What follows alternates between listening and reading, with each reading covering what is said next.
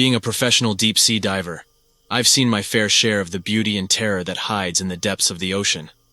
But this particular encounter, close to the Bermuda Triangle, has had my adrenaline spiking ever since it happened. The year was 2001, and I was part of a team that was commissioned to perform maintenance on offshore drilling stations near the Sargasso Sea. Being a seasoned diver, my task was the routine check on underwater welding seams and pipelines. We had made our base in Hamilton, Bermuda, as the location was a short boat ride to our work site.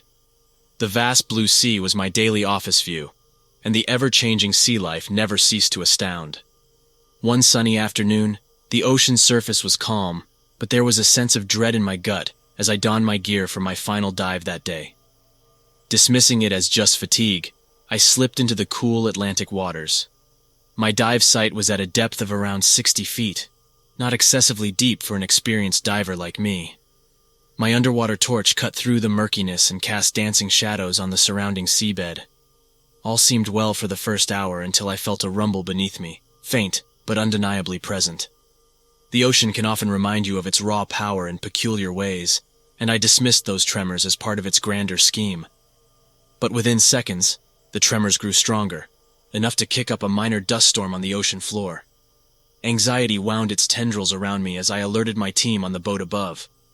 Trying to focus, I turned towards my work when something large and unusually fast darted past my peripheral vision. It was colossal, and its speed caused a powerful current that nearly knocked me off. Struggling to stay upright, I spun around to see what had caused the disturbance, only to be met with a sight that froze me to my very core. What seemed like enormous green eyes, almost bioluminescent, stared back at me from the darkness. Shock held me captive, and these eyes staring back at me were nothing like I had ever seen or even heard of. They were not like a shark's or a squid's. They were the size of dinner plates, spaced apart on a massive shadowy figure that my torchlight couldn't entirely illuminate. My breathing became ragged inside my mask as fear coiled tightly around my chest. This leviathan of the deep had an old-world prehistoric aura about it. Its silhouette indicated powerful muscles even the greatest whales would have envied. Its long, shadowy tentacles danced ominously in the water, suggesting a reach much greater than I could fathom. It was a humbling moment, standing face to face with something so gargantuan, a creature whose existence dwarfed mine into insignificance. Before I could process my fear or fascination, the dark behemoth disappeared with a swift turn, sweeping me off balance once again. Its booming departure echoed in my ears, and the waters turned eerily quiet once more. My heart pounded wildly as I hastily completed my job and signaled to be pulled up. Once on the boat, my team quickly noticed my sallow complexion and wide-eyed fear. Between gasps for air, I relayed my experience. Understandably, their reactions were mixed, oscillating between excited fascination and skeptical disbelief. But no one dared to dive down and confirm my tale. Ever since that day, my relationship with the ocean has changed. It remains beautiful, but behind the beauty hides a terror that peeks out in uncanny moments. That colossal creature, with eyes as big as dinner plates and shadowy tentacles, still haunts my dreams, reminding me of the mysteries that lurk beneath the seemingly calm sea that I once considered my second home. This story is no fabrication, nor an exaggerated account of a fatigued mind. It is a mariner's sincere narration. I hope this encounter highlights the ocean's duality, its beauty on the surface, and the enigma it hides underneath. At the time, I'd been working as a professional diver for more than a decade, exploring the diverse sea life and sunken treasures, primarily in the tropical waters around the Hawaiian Islands. I'd always enjoyed the solitude of the depths, yet there was something out in the deep, dark corners of the Pacific that made my blood run cold, ripping apart the solace of the invisible underwater world. In the winter of 2015, I was hired by a marine archaeology group to assist in locating the wreckage of an old Japanese ship off the coast of Honolulu. The assignment was in an area of the Pacific where I had dived dozens of times. Perhaps that's why I didn't think twice about the job location. The Pacific Ocean had always been an open book to me, until that day. The actual dive site was several miles into the open waters.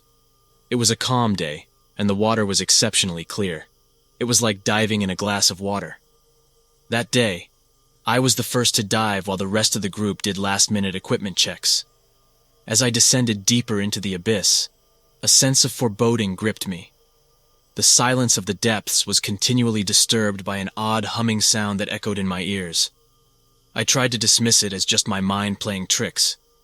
But then something, a rather chilling sensation, annihilated my attempt to rationalize the sound as something ordinary. My senses seemed to alert me of a presence around me, something large yet concealed in the azure expanses. I've had some unsettling encounters in the past with sharks and a few dangerously curious sea creatures. Still, the feeling that something was watching me from the shadows of the Pacific was slightly unsettling. As I hovered mid-water, I scanned the deep blue underneath me. Then I saw it. There it was, a massive outline swimming just beyond my sight. At first I took it as a whale shark, but the irregular serpentine movement raised doubts. I felt my heart banging against my chest as the shadowy figure swayed towards me in the darkness. I was mesmerized and terrified all the same. Suddenly it dashed towards my direction. I froze in a surreal mix of fear and fascination, unsure about my next move. The creature that emerged from the dark was unlike anything I had seen before. It was massive, almost 40 feet long, with a reptilian-like body reflected green in the filtered sunlight. Its eyes, large like dinner plates, seemed to study me as if I were the alien in its world. It circled around me a few times before it disappeared into the depths. I'm not sure for how long I stayed like that, frozen, contemplating my encounter with this unknown marine being. The humming sound had ceased, and an unsettling calm enveloped the water around me, replacing the panic-stricken silence. Once I was back on the boat, I shared the experience with the other divers. They couldn't believe what I had just told them and assumed that I had a narcosis experience. But I know what I saw, and it wasn't a hallucination. Ever since that day, I am both curious and wary every time I dive. My unexpected encounter with the unknown reminded me that our oceans still hold secrets that can put a fear of God in the bravest hearts. Let me preface this by saying that I am not a man known for spinning tall tales or flights of fancy. My days are spent organizing large operations for companies, so precision, facts, and critical thinking are, by nature, my core tools. However, my weekends are a different story, figuratively and literally, I suppose. For my free time, I swap tall corporations for the tall waves, trading in the boardroom for a surfboard. Water is my respite, both above it and below, as I bask in the solace it provides me from my 9/5 humdrum. An avid diver and surfer, I spend my days off on the coast of Monterey, California, befriending otters and sea lions, and at times, somewhat conversing with passing whales. A clear day in June, perfect for diving, found me heading out to Point Lobos State Marine Reserve, which is known for its diverse marine life and stunning kelp forests. The sun was generous, the waves were calm, and I was excited to explore the Whaler's Cove undersea topography. Donning my scuba gear with a familiarity that comes from countless dives, I dove in, waves engulfing me. Another successful joust between man and sea. Diving at Point Lobos is merely stepping into a unique dimension, a world teeming with bright orange Garibaldis, playful sea lions, and forests of towering kelp that sway in an unseen current. Above the water, you're met with the lone call of seagulls, while below, it's a symphony of alien sounds, the pops, clicks, and hums of unseen marine life echoing and rolling through the deep, like an ethereal siren's song. Familiarity has adjusted my heartbeat to its rhythm, until that peculiar day. I was near the Silver Peak, the visibility was good, and I was buoyant in the surreal beauty around me. Just as I was taking in an amusing spectacle of a sea otter wrestling a sea star, a low-frequency hum cut through the cheerful underwater orchestra. Sometimes whales wander into the area, their language often a baritone compared to the rest. But this was unlike anything I've heard before, and with it came a sense of disturbance, the water charged with an energy that left my stomach knotted. Just then, the sea otter froze mid-wrestling stunt as if it felt it too, and the chatter around me reduced to a mere whisper. It was almost a warning, the sudden stark silence of wildlife before a predator lurks in. I was frozen, my heart thudding in my ears, the oncoming anticipation of something strange adding weight to my nerves. I couldn't shake off the feeling of being watched, a knot of fear nestling itself deep into my gut. You know, That sudden tingling sensation like when you think someone snapped their fingers near your ear. Processing these unfamiliar sensations, I decided to head back when something darted across the periphery of my vision, too quick and large to be a mere fish. Half thinking it was my nerves playing tricks on me, I turned around only to freeze at the sight before me. Bathed in the greenish-gray light filtering in from above I'm still not sure. Let me tell you, words escape me when I try to pin down what I saw. It was large, larger than any fish around there, gliding smoothly between the kelp strands. Its long body vaguely serpentine, but it had an undulating motion like manta rays. Its dusky skin had an unnatural sheen to it, and eyes, as if glowing, though that may have been a trick of the refracted light. Observing in my scanty seconds, that wasn't the oddest part. It was the sound it was emanating. Not an aquatic creature's call or cry, but a hum, a lulling, deep-throated melody, like a mystical sea shanty resonating in the deep. It could have been seconds or eons I was staring, the only constant my loudly thumping heart and the creature's eerie hum wrapping around the silence of the sea. It seemed to move towards me, and panic gripped my senses. My instinct screaming danger, I turned and, with power I didn't know I had, swam back with all the speed I could muster. I don't remember catching my breath. It was all a blur of adrenaline and echoed hums until I crashed onto the shore, coughing and sputtering. I've been wondering what this encounter of mine, in my veritable backyard where I knew every nook and cranny, stood for. The creature, could it be an earlier unknown marine species or something far more fabled, the likes of sea monsters and serpents spun in maritime tales? One can wonder. Diving might be my passion, but it may be quite a while before I gear up again. I'll catch some waves for now. Lingering on my keyboard, I wonder if sharing this anecdote will stamp me the local loon, or the guy who cried, well, monster. But here it is, a truth that boggled my own sense of reality. The bone-chilling hum that still resonates within me. The colossal enigma that emerged from the green murk. The perplexing encounter that's now forever embedded in me. What I'm about to share will sound too bizarre to be true. But I swear, by the Neptune's trident, it's as real as the waves on the surface, and as eerie as the deepest parts of the abyss. I'm sharing this story because a recent visit to your website made me believe there might be others out there who have experienced something similar. I'm a commercial diver, spending most of my life underwater, plumbing the depths. On the day in question, I was diving off the coast of Great Barrier Island, New Zealand. Now you must know, the island is known for its crystal-clear waters, rich biodiversity, and most importantly for us divers, shipwrecks. It sounds like paradise for us undersea junkies, and it certainly was. Until that day. This occurred in the unfathomably deep zone referred to as the Twilight Zone, known for its pitch-black darkness, chilling cold, and strange, contorted creatures that defy rationality. That wasn't my first dive in the Twilight Zone. I had been doing this for quite some time, and I can tell you, every mysterious shape, every strange sound, every sudden movement in that frigid sea won't scare me one bit. But that day, something took the comfort out of my familiarity. There we were, 3 of us, diving near the wreckage site of the SS Wairarapa, which sunk in the late 1800s. The ship is a sad piece of history, as it carried more than 100 passengers to a watery grave. It's a magnet for divers for its historical, cultural significance, and the stories that are attached to it. The dive started without a hitch.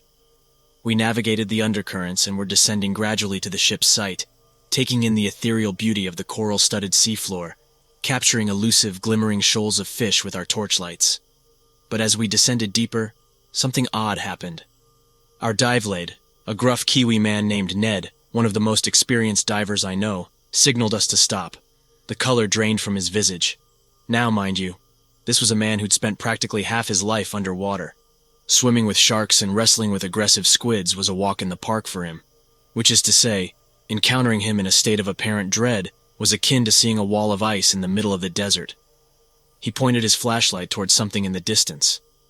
What I saw, near the rust-infested wreckage, stood about 10 feet tall, for lack of a better adjective, hairy. And by hairy, I mean covered in this dark, dirty brown weed-like thing, swaying with the currents. It was standing in a manner no creature under the sea should, on 2 legs, with arms which looked strangely like a human's but much longer. Ned signaled us to move back slowly, his experienced eyes refusing to look away from the creature. We started our slow ascent, hearts pounding like speedboats, my nerves buzzing like electric wires, praying that the thing wouldn't notice our quiet retreat. The ascent felt like ages. The darkness felt thicker than ever, and the ghostly glow of our flashlight seemed to hold less promise of our safety. Once we were back on the boat, not one of us spoke. We just tried to make sense of what had witnessed. Was this a new species? Some prehistoric creature that decided to appear from the realms of extinction?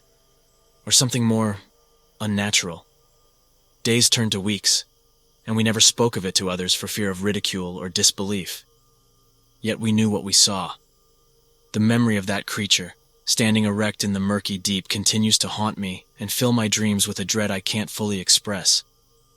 Sifting through the posts on your website took me down memory lane to that eerie encounter, and it made me realize that it was high time I told my tale.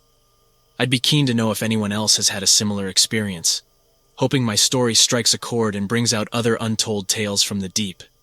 This is my story, believe it or not.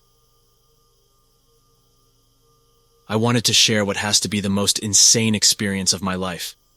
I'm a frequent diver, so I've seen my fair share of strange and creepy things underwater. However, nothing could ever compare to what happened during a routine dive off the coast of New Zealand near the Poor Knights Islands. The town of Tutukaka is about 3 hours north of Auckland. I was vacationing there around last November, and one day I decided to head out to the Poor Knights Islands for a dive. The waters there are renowned for their abundance of marine life, all kinds of fish, seals, you name it. Plus, the visibility is just fantastic. I've dived in many locations around the globe, but the Poor Knights Islands are by far one of my favorite spots. On this particular day, I was alone. I prefer it. The quiet, the sense of solitude, the connection with nature. Unusually that day, it was quiet. Too quiet. Much quieter than I'd ever experienced before, which was odd considering the usually lively marine life that resided there. Still, comfortable in my ways, I brushed it off. I was maybe about 200 yards or so into the dive when I got that feeling. I'm sure you know the one. It's that sinking feeling in the pit of your stomach, kind of like when you know you're being watched. I looked around and nothing seemed out of the ordinary, then looked down and saw something massive in the distance, eclipsing the sunlight that was streaming into the ocean.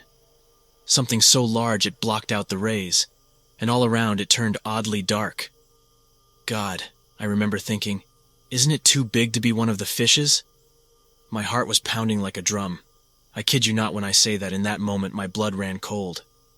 It wasn't fear exactly, more of a primal instinct warning me of the unknown. I tried to stay calm.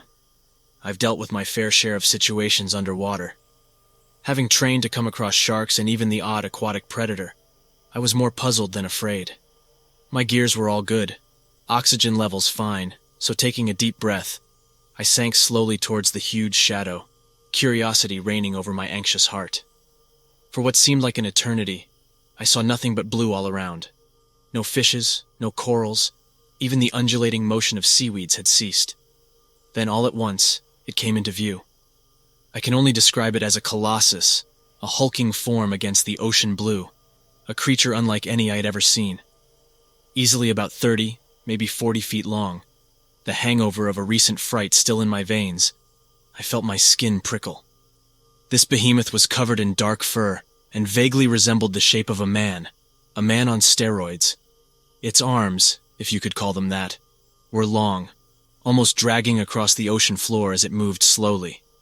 Just like a Sasquatch, just like the tales I'd heard as a kid, stories I'd dismissed as nothing more than myths. But this was no myth, and certainly not a figment of my imagination.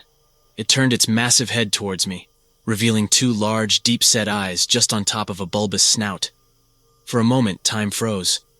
For a diver, getting frozen underwater because of a creature unidentified before by science, it's like a nightmare coming real. For a split second, I wondered if I should try and approach it. Then rational thoughts kicked in. Was it dangerous? Territorial? Before I could make a decision, it darted off, its massive form creating a mini-tide underwater. It was gone into the dark deep. I remember swimming back to the surface, my heart pounding and the adrenaline rush making a buzz in my ears. I stumbled back to the boat, trying to comprehend what I had seen, replaying that enormous figure in my mind. Despite the incredulous looks I received when I shared the story, I stand by what I saw that day. I've spent the last few days researching, trying to make sense of what such a creature could possibly be, and that's when I stumbled onto your website. I don't know if it's of any interest to you, but after spending hours on your site, reading tale after tale, I thought it was worth writing in. We always hear about Sasquatch sightings in forests, but who's to say they aren't in our oceans too? I'm writing to you today about an unusual occurrence that still lingers in my mind. I'm a trained and certified deep-sea diver, and my occupation takes me to the most incredible and yet some eerie corners of the ocean floor. To set the stage straight, I'll take you back to an eventful expedition I embarked upon in the mesmerizing expanse of the Pacific, around the Mariana Trench. One clear day, in the midst of a hot July summer, my team and I left the port of Guam, embarking on a week-long expedition. Our endgame? To collect samples of the unique marine life and geological features specific to the region for a research institution. I was thrilled with the anticipation of what lay ahead, blissfully unaware of what was really in store. Skipping the initial days of the expedition, let me take you to the fourth day, when the incident transpired. That morning, I was scheduled for a deep dive, slated to descend around 1,000 meters under. It was a little past midday. The sun was blaring hot, making the ocean blue seem an even deeper shade. Getting ready for this dive was like any other, except for a faint inkling of apprehension that stubbornly nudged at me. It wasn't fear per se, but rather an unfamiliar tickle in the pit of my stomach, catching me off guard.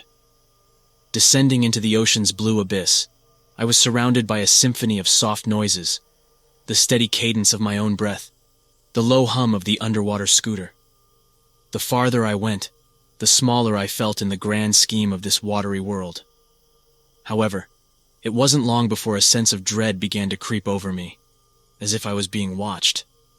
It felt like a pair of eyes was boring into my back.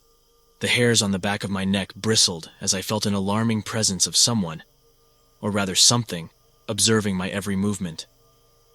I naturally dismissed it as my wild imagination, coaxing myself to focus on the task at hand. Every fiber of my being, however, continued pulsating with a heightened alarm, a sensation I could not simply ignore. I decided to scan my surroundings, swiveling as much as I could in my wetsuit. As I turned, I saw a dark shape gradually emerge from the shadows of the deep, murky blue. It was slowly approaching me, and my heart pounded wildly as I tried to identify the figure. My light did little to penetrate the inky darkness surrounding the shape.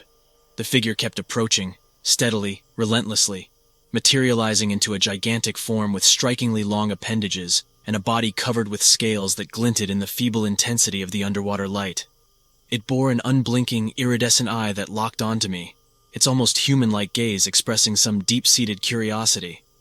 Its countenance was something that I had never encountered in my extensive career as a deep-sea diver. It was simply inexplicable. Without a second thought, I initiated emergency ascent protocol, anxiously trying to put as much distance between me and the gargantuan entity.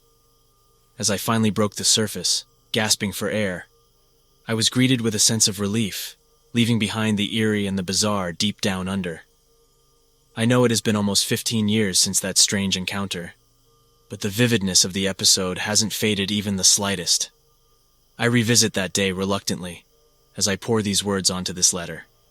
It serves as a reminder that even though we may conquer the heights and delve into the depths, there are still things that remain outside of human comprehension, lurking in the shadows. I often wonder what it might have done if I stayed longer, or if it was more than mere curiosity that drew it towards me. These thoughts I keep to myself, surreal as they may be. This experience has been engraved into my memory, an unerasable truth of the deep-sea escapade. It was a routine dive off the coast of the Azores, an incredibly enchanting group of volcanic islands in the North Atlantic. My team and I had been hired for a job at an underwater drilling site. Now, I'm no stranger to the uncanny depths of the sea, but nothing could have prepared me for what I stumbled upon during this specific dive. Working as undersea divers, we become comfortable with the odd creatures from the deep. However, this comforting familiarity was violently shattered during this dive. We had been down at the site for what seemed like a couple of hours, inspecting pipe fittings and ancillary infrastructure for integrity. As I moved further from the lights of the drilling platform, I switched on my headlamp, and suddenly realized that the underwater visibility was rapidly decreasing. Unlike the calming effect of stepping into a cool, welcoming ocean, the sensation of moving into darker, dense water was akin to stepping into an opaque and silent abyss. The mysterious vastness of the ocean deep had always held an air of excitement and speculation for me. However, the feeling was qualitatively different this time. Straining my eyes through the murk, I saw a figure beginning to form ahead of me. As the glow of my headlamp landed on it, my heart desperately kicked into an accelerated beat. Dropping my tools, I struggled to get a handle on my own panic. That's the moment when I fully saw it. An enormous, hulking mass of a creature unlike anything I'd ever encountered before. Its skin, a mesmerizing iridescent hue which seamlessly camouflaged into the surrounding murk, oddly shimmered in the light and danced hauntingly against the inky blackness. Its body structure eerily seemed to resemble the terrestrial primates we so comfortably share our Earth with, albeit grown massively out of proportion and warped by the rigors of the oceanic deep. It was certainly no species of whale or gigantic squid that I can tell you. Its limbs ended in what I could only make out as appendages similar to hands, not fins or flippers. Hesitantly, it turned its head towards me, and its eyes, oh those eyes, piercing and soulful, reflected a primal intelligence and fear that rattled me to my core. Shocked yet riveted, I watched as it gracefully moved away from the drilling apparatus and into the depths of the ocean, its movements as fluid as ink dissolving into water. The reverence in me won over fear, and I remained suspended, my heart pounding against my diving gear as I watched the creature disappear into the endless blue. For a moment I seriously questioned my sanity and wondered if it was just a free diver's fanciful hallucination. But the inexplicable sense of respect towards life and its endless mysteries that stemmed from the experience was unlike any dive-induced delusion I've ever encountered. The deep sea, with its unexplored territories, certainly isn't finished revealing its closely guarded secrets. I know it has been quite a few months since this experience, but the clarity with which I remember the details is still uncanny. It's etched into my memory, an encounter with a massive creature of the deep that has challenged everything I thought I knew about the ocean and the creatures within it. With the hope that you find this account worth exploring further, I sign off. Yours. My name is Mike, and I'm a professional diver by trade. I've spent over a decade diving in some of the most beautiful and sometimes chilling areas of the world, from the crystal-clear cerulean waters of the Caribbean to the shadowy, eerie depths of the northern Atlantic. However, none of my previous experiences could have prepared me for the encounter I had just off the Great Barrier Reef in Australia. It was an otherwise ordinary day.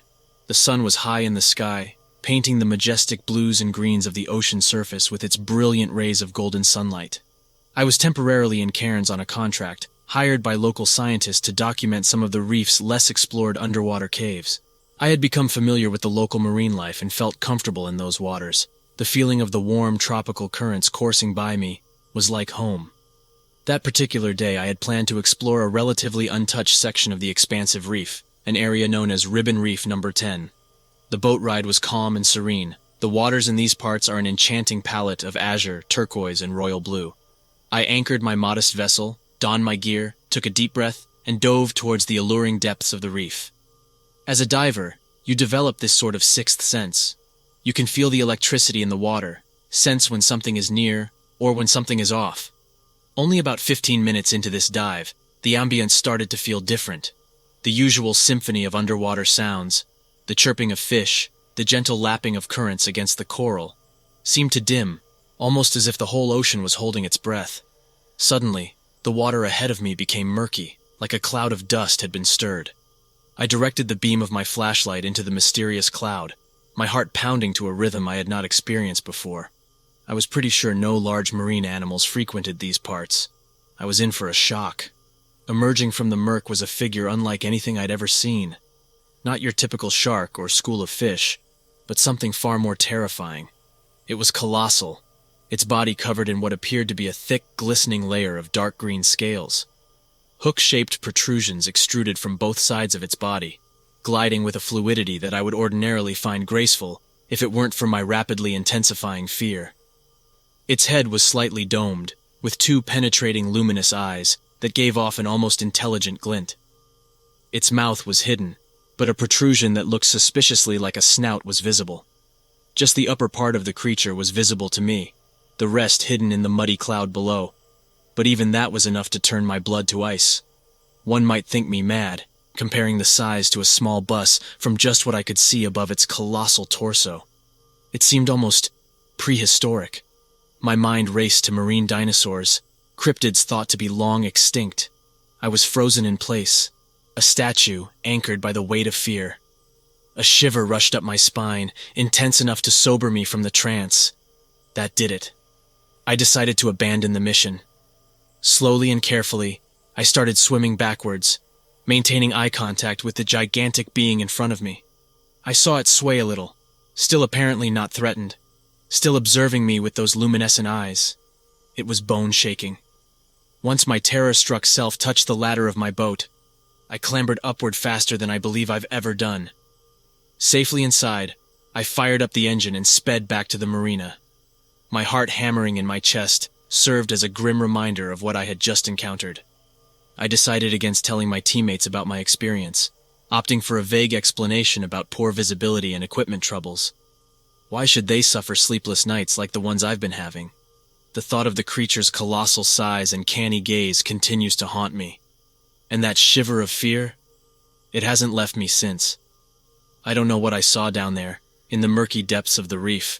My training and experience tell me it couldn't have been real. Yet, here I am, recalling every chilling detail of that encounter, uncertain of what to make of it. Perhaps sharing this experience with you may serve to validate it somehow. Or, God forbid, trigger someone else to share a related encounter. Just remember to respect the sea. It's a beautiful world, but some parts maybe should just be left untouched. Beware the depths, for you never know what secrets they're hiding. I'm not typically one to write long-winded emails, but something happened to me recently. Something I can't quite shake off, and I need to get it off my chest. It feels like one of those stories now, the kind you tell by the campfire to give folks a good thrill. But I assure you, it was all too real to me. My name is Alex. I'm a 38-year-old commercial diver from Bodega Bay, California. I've been diving for well over 2 decades now, and have pretty much seen it all. Sharks, rays, jellyfish, and unpredictable currents, you name it. But nothing, and I mean nothing, prepared me for what I experienced that day near the Farallon Islands. My colleagues and I were contracted by a marine archaeology firm to dive a century-old shipwreck located in the notoriously treacherous waters around the waters of the Farallons. The shipwreck, supposedly, was heavily laden with sunken treasure. Gold, gems, priceless artifacts from the golden age of sail. So, bright and early, we left the dock aboard our dive boat, the Pacific Star. The morning fog shrouded the waters, and the Farallons themselves, affectionately known as the Devil's Teeth, were barely visible. But we were undeterred. Into the open ocean, we pushed on. By the time we arrived at the designated GPS coordinates, the fog had lifted, revealing an open horizon. I suited up, performed my equipment checks, and stepped off the edge into the blue abyss. The visibility was good. I could see schools of fish darting in the sunlit water. We descended along the anchor line, and soon, the dark form of the long-forgotten shipwreck began to materialize from the depths. As I prowled the wreckage, a dark mass in the gloom suddenly drew my attention. I swam closer, my heart pounding in my chest, and the cold ocean water felt colder somehow. I couldn't shake off an overwhelming feeling of dread. My gut was telling me something was wrong, that I needed to scramble back to the safety of our ship above. But there it was, half buried under the sand, a glint of gold. It was a small treasure chest. I had hit the jackpot. A controlled excitement washed over me. I had to keep my wits about me after all. We were 60 meters deep in the Pacific. But something in the shadows was still bothering me. Then from the murky depths, something started moving towards me. At first I thought it was a shark, or maybe a particularly bold sea lion. But as it drew closer, it became clear that this was something else entirely. It was enormous, easily as vast as our dive boat.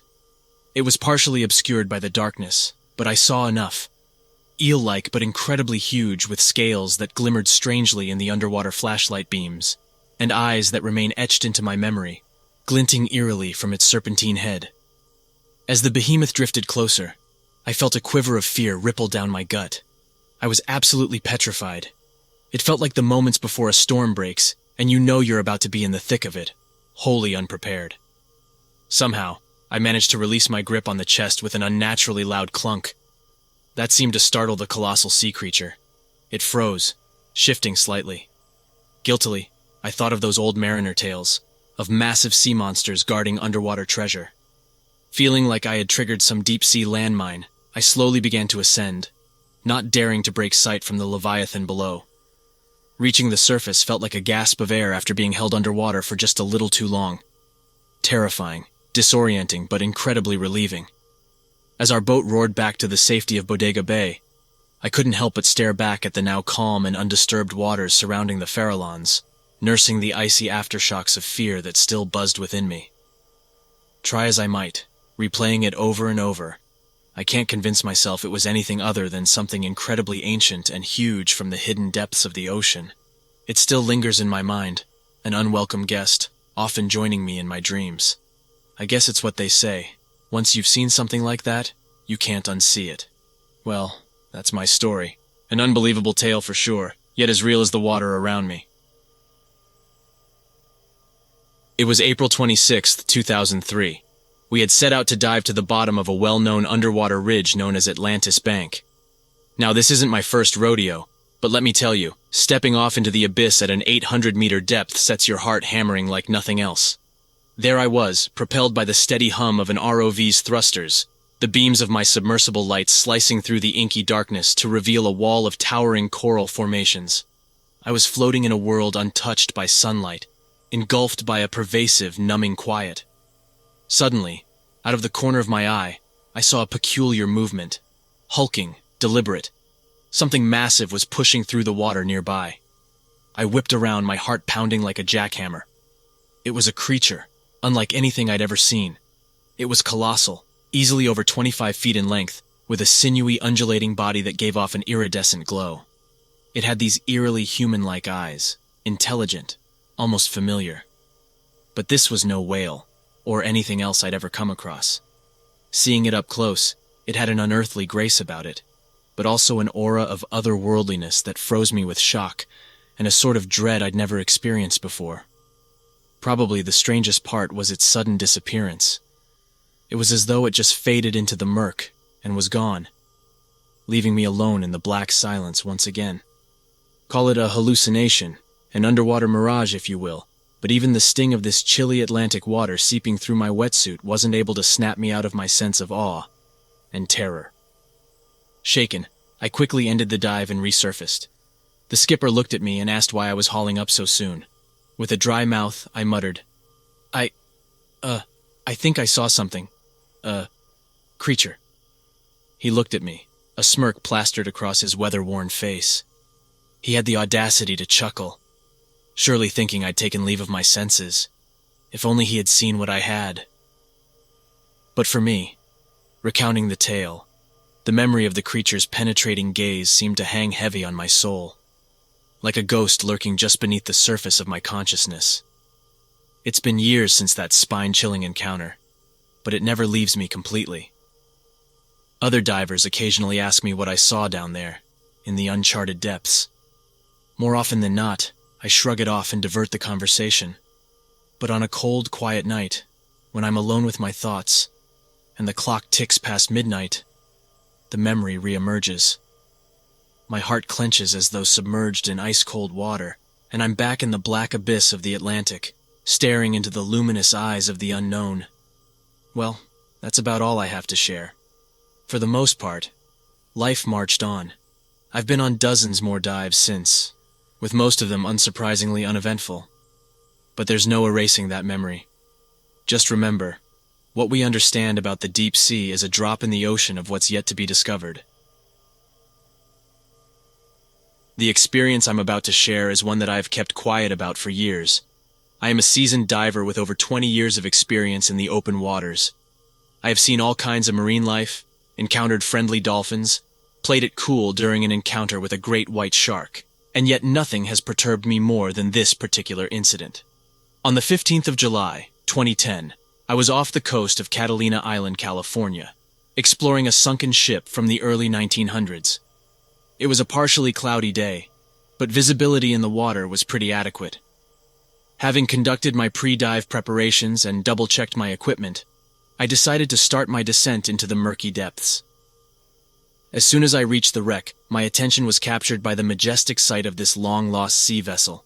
Its rust-covered steel structure, amalgamated with the ocean's flora and fauna, gave it an almost surreal beauty. I started to swim around, meticulously inspecting the relic while capturing as much detail as I could with my underwater camera. About an hour into my dive, I had finished my circuit around the wreck. I decided to swim further into the hull, the heart of the ship, where you could almost feel the stories enclosed within. As I maneuvered deeper into the ship, a silhouetted figure caught the corner of my eye. The figure seemed to be avoiding my line of sight, disappearing as soon as I tried to focus on it. At this point, I became alert. It was too big to be any regular fish. Sharks don't tend to seek tight spaces either. They avoid shipwrecks. Something was off, something that made my heart race, and my palms start to sweat inside my thick neoprene gloves. I decided to venture forward, illuminating the labyrinthine corridors of the wreck with my dive light. The figure, or whatever it was, seemed to always be just around the next bend. I could see the lateral sweep of what seemed like a tail as it swam out of sight. Intrigued, I began to give chase while keeping a safe distance. Eventually, I was led to a dead end. The figure had disappeared, and there I was, stuck at the end of a dimly lit corridor. Suddenly, a low hum echoed through the space around me, almost like a sound you hear when a large cargo ship passes by. The humming grew louder, causing my body to shudder involuntarily. I tried to reassure myself, convinced it was just a passing submarine. Without warning, an intensity unlike I had ever felt descended upon me.